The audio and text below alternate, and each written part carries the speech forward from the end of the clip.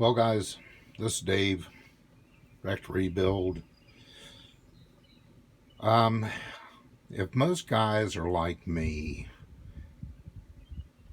which I've been this way ever since before I was even able to drive, before I had my license, I would see a car and I'd look at it and say, that'd be fun. That'd be a nice project to do.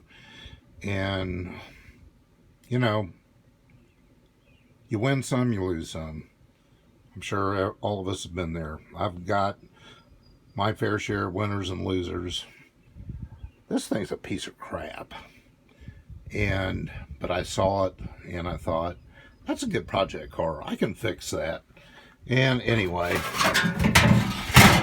ended up, as you can see, and maybe you've seen in the other ones, there's a nice big hole over there that I didn't get filled in.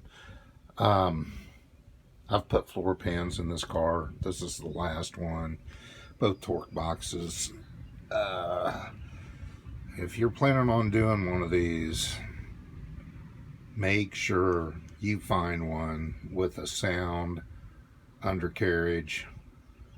I mean, I didn't give that much for this car, but I'm thinking with what I've got in this whole project now, which includes a whole boatload of new stuff, not including any interior parts whatsoever, but I'm looking at some of these things on eBay and other places and thinking, you know what, I probably could have gone out and bought one for less than I'm going to have in this. But like most of us, I'm in so deep I can't turn my back on it now. But you know, I guess Mort's going to come in here and check out the trunk. It's my helper sometimes. So, anyway, that's where this thing stands right now. And I'm going to get this in.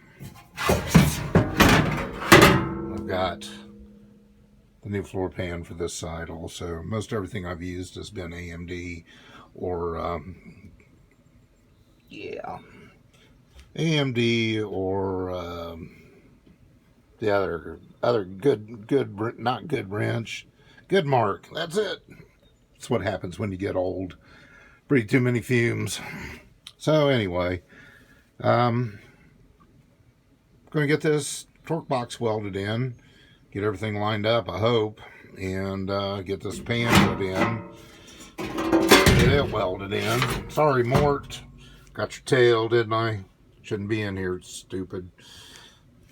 Nice little area right here that's gonna, and for whatever reason, I've found this out about these cars, that stuff just doesn't fit back in there. I don't think it fit right. Any of it fit right from the factory. I've seen some huge gaps. I know they're spot welded and glued like crazy. There's a nice original crappy interior. Anyway, gonna see if we can't put this thing back together.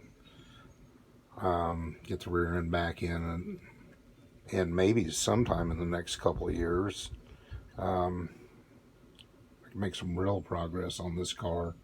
Didn't plan on putting floors in it. Would have been a lot further on it by now. But anyway, that's the way it goes. And I guess I'm done sobbing about my woes with this.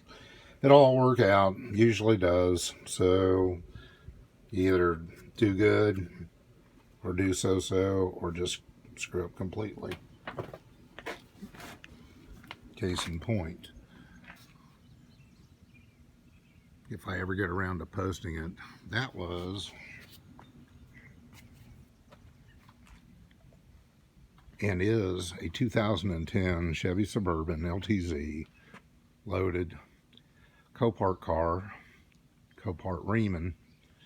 It was hit hard in the front, and anyway, we finally got it all back together. Looks nice, drives nice. Again, same situation. I probably could have gone out and bought one that wasn't wrecked for what I got in this one now. Had all kinds of lights on after it was back together and stuff. And the guy, super good guy,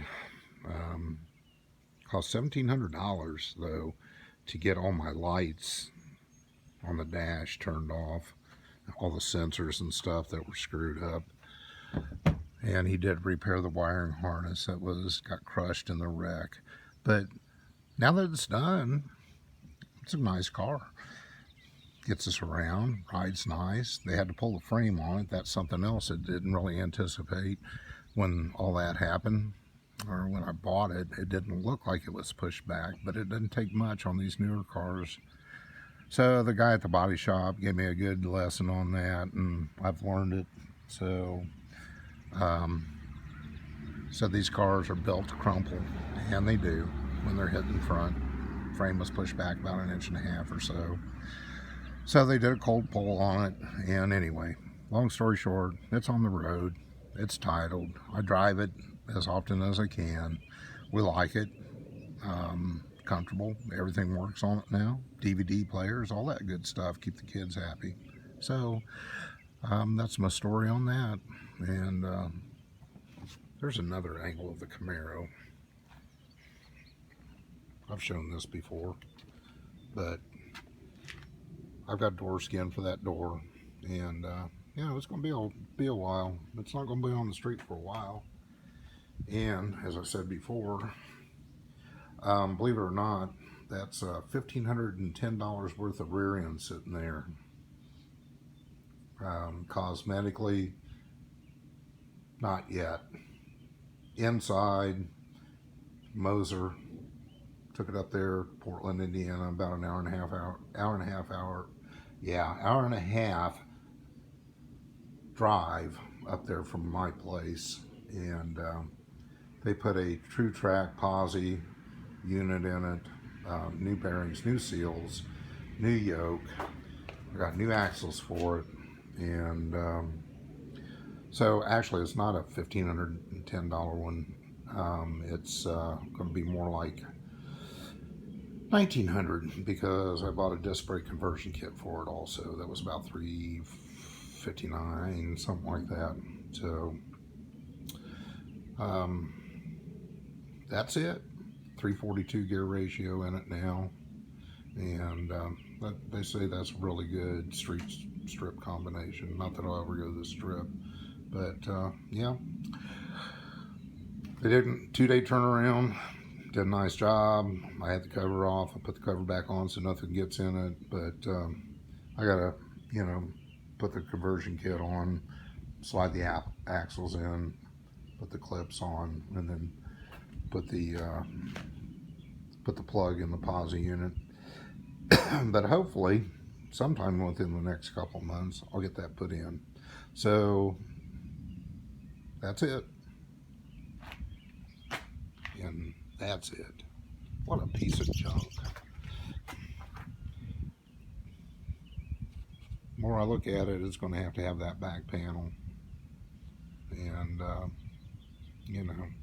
got to do all that before the gas tank goes back in.